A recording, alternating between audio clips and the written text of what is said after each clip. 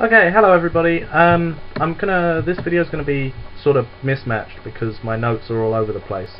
But I'm not gonna ask a question or raise a point of conversation this week simply because my video is gonna be long as it is, and I can't be bothered to think of one.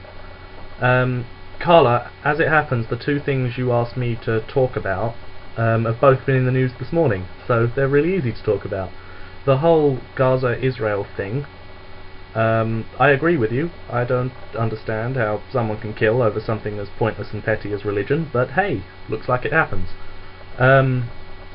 Essentially, there had been a ceasefire between Israel and Gaza, so I wouldn't have actually had anything to talk about. But this morning, Gaza put out, well, Hamas specifically, put out a news thing where they said, oh hey, guess what, you're cowards for stopping firing at us, let's go again, you know, round two. So again, the idiots start up another fight, and they're going to lose. Good luck to them, idiots. And when you mentioned about the credit crunch, how us spending lots of money is going to help the economy, in theory, on a massive scale, good plan. The way that you're talking about it though, no, not going to happen. People can't realistically afford to do that, especially in the economic climate at the moment. As of today, in fact, the government has pledged to spend £200 billion in insurance policies that will save banks if they lend to people that can't afford to pay it back. And supposedly this is going to help the economy. I would argue that that's probably not going to have that effect. But both of these subjects are kind of big and not really the sort of massive thing that we have time to discuss on this channel. I may do a main channel video about it and we can talk to it, or we can talk about it in person, you know, we both have Skype. I don't normally suggest things, but when I do, it seems to be in the form of books. And this, Matthew Riley, brilliant author, just brilliant in so many ways.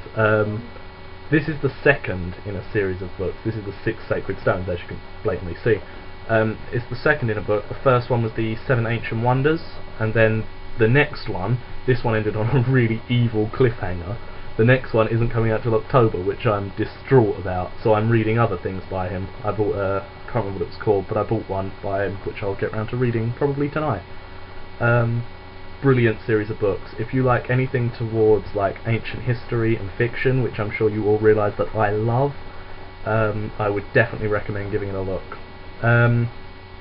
Daniel, Owen, I just kind of want to brush over this whole thing with you two.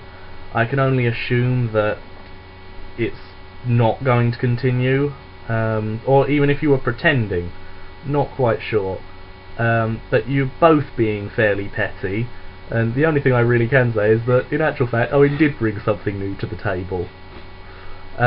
Also, hands up, I thought Daniel was being sarcastic, but Owen, you don't get to blame me for your choice to let it turn into a stupid petty argument.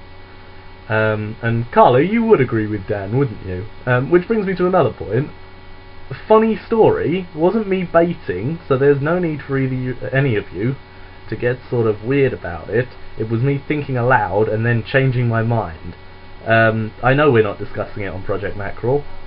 Carla managed to shorter video than normal, that was nice to see. And the Jesus look, as you also eloquently put it, this is what my hair looks like when it's left to itself, which, hey, lazy people like me tend to do. I think that's really about it. Oh no, sorry. Oh, in Christmas and New Year, we kind of saw each other a lot over Christmas and New Year, so I'm just going to do the general, it was okay, nothing special happened. Anything specific you want me to talk about regarding it? Because it was a pretty mediocre Christmas, and the New Year wasn't anything special. Defiance was a very good film. Not life-changing, but it was very good, and if you want to see something that's a bit different, go and see it. Don't go if you're expecting a lot of laughs. I mean, it had its moments, but it's a very uncheery film, really. I'm also sorry to hear about your dad. I'm actually going to text you when I finish making the video and ask if he's okay, so there's no real reason for you to tell me he's okay in your video, but it would be nice to hear. That's it, really. Wait, that's not it. I actually had an idea when I finished recording. I was most of the way through trimming, then I had an idea. I've been kind of thinking for a while that there are 7 days in a week, and there are 4 of us. We could stand to have another person. But I don't know who to approach and ask if they'd like to. Obviously it has to be someone we all know, and like preferably someone who goes or went to Chase. Ideas, brainstorming, would be nice.